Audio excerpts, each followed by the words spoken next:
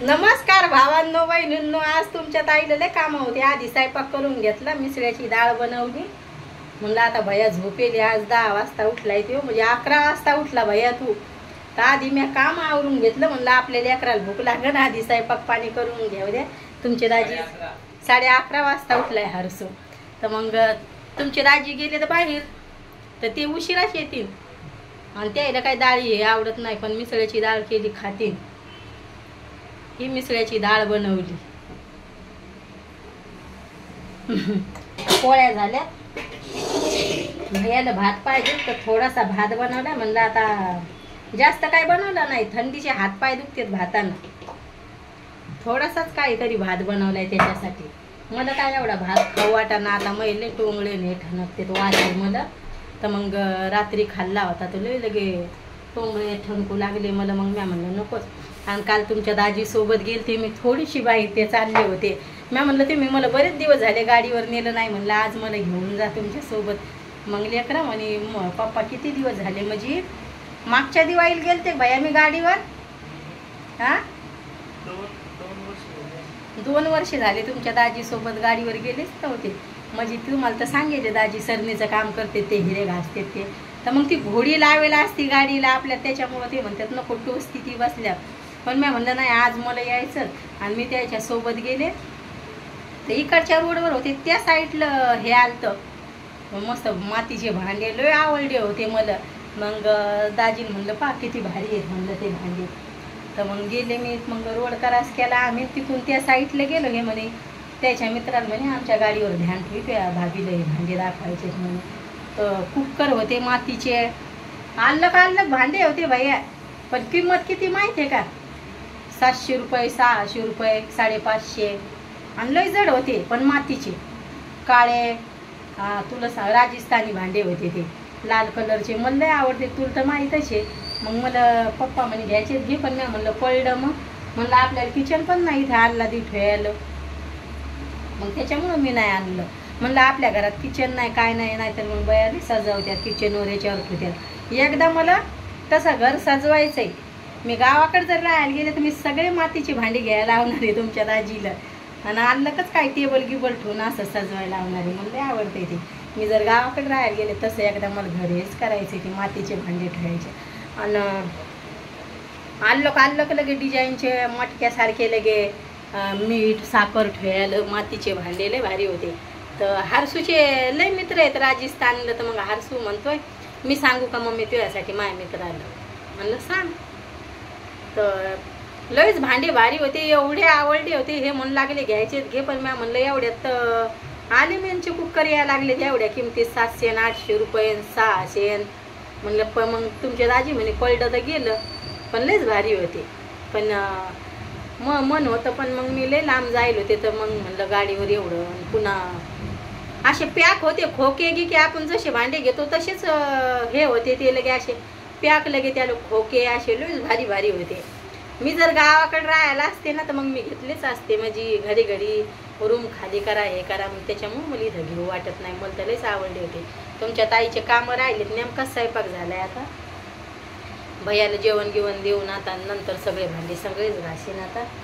आणि यायला काय अशा डाळी गिळी बनवलं तर त्याला काय आवडत नाही. रात्री ते आहे नच त्याशी मला म्हणे गरम भात बनव म्हणे. मला काहीच नको. मग आम्ही काय केलं त्याला भात बनवून ठेवलं. आणि त्याची भाजी त्याच्या पुरती त्यानंच बनवली, आम्ही नव्हती बनवली. त्याला बिगर मसाल्याच्या भाज्या आवडतात. हिरवी मिरची, थोडा लसण शिल्लक, थोडासा सांबार घ्यायचा, 1 कांदा 1 टमाटर अशी भाजी आवडते. आम्हाला नाही आवडत बिगर मसाल्याच्या. आणि गावाकडे जर गेलो तर मग तिकडूनच मसाले हे आणत असतो. पण ह्या बारच्यानं आता संपलेत मसाले. आता जाऊ द्या, दिवाळीलाच जाते तुमची ताई. आता आमच्या छकुला आम्हाला म्हणजे शाळेसाठी. तर आता दिवाळी 2च महिने राहिले. ते यायला म्हणलं नको आता तुमच्या लय गावाकडे चक्रा झाल्या. जर गेलं तर 3-4 हजाराच्या वरीच पैसे जातात. म्हणलं आता 2 दिवस नाही झाले तुम्हाला येऊन. तर आता काय जाऊ नका म्हणलं, सगळे सोबतच जाऊ. आधी सगळे सोबत जाणार आहे. भैयाला सुट्ट्या लागल्या तर परत उन्हाळ्यात जाणार आहे आम्ही. आता दिवाळीला जाणार आणि मग उन्हाळ्यात डायरेक्ट घरी जाणार आहे ना भैया. आता इकडं पण एवढं काही दंदल नाही वाटत. आता दाजी म्हणलं आम्हाला नाही राहायचं. पाहू आता काय द्यायचं, विचार बदलतो का काय उन्हाळ्यात. पण आम्ही पक्का निर्णय घेतले गावाकडे राहायचा उन्हाळ्यात. पाहू आता काय म्हणते. आणि आज लयच आवडले होते भांडी, पण डबल म्हणलं जाऊ द्या फुटून जाते, लयच भारी होते. मग लय भांडे आवडतात घरात, पण मी गावाकडे गेलते ना तर मी लय भांडे गावाकडे नेऊन ठेवलेत. आता आम्ही एवढे भांडे ठेवले आणि घरी गेलते तर सगळे भांडे घेऊन गेलते मी. लय भांडे काय करायचे, एकच लेख आहे आपल्याला. बस झाले आता एवढेच, घरी पण आहेत आणि आता भांडे काहीच घ्यायचे नाही. पण का ते चेन्या मातीचे याचे अलग भांडे येते, ते एकदा माझी इच्छा आहे ते भांडे घ्यायची मातीचे, अलग डब्बे हे. घरी गेल्यावर ऑनलाईन घ्यायचे ते आहे ना भैया. आणि असं पण घरात काय मीच राहते तर मग एकटाच हात राहते, ते एवढे काय असे भांडे घेतले फुटत नाही. पण दाजी म्हणे तू फोडून टाकशील म्हणे, तू सांभाळत नाही बरोबर. त्याच्यामुळे म्हणलं जाऊ दे, यायची इच्छा नाही तर असं होतं. तर थोडं बाहेर गेलं तर मग भैया म्हणे मम्मी तू बाहेर गेल्यावर एवढं काढ, पण मी म्हणलं नको, द्यायचे मित्र हे भेटते बाहेर गेल्यावर चांगलं नाही वाटत. त्याच्यामुळे मग मी बाहेरचं काही आणलं नाही. आणि आज आमच्या इकडं दही हांडी फुटत असती तर कोणा नाही फोडली इकडं, काय नाही या बारच्या आपल्या गल्लीत नाहीच खाली. आणि आम्ही काय दोघं म्हणजे भैया झोपेल होता तर बाहेर काही अजून गेलो नाही. आणि आता दाजी बाहेर गेल्यावर म्हणल्यावर मग आम्ही दोघी मायले की नाही जात, मग लय लांब राहते शेतीला. छकूच्या काही शाळेत फुटती आहे ना छकू दही हांडी. भैया तुमच्या रे आज तर रविवारच आला आमच्या भैयाला.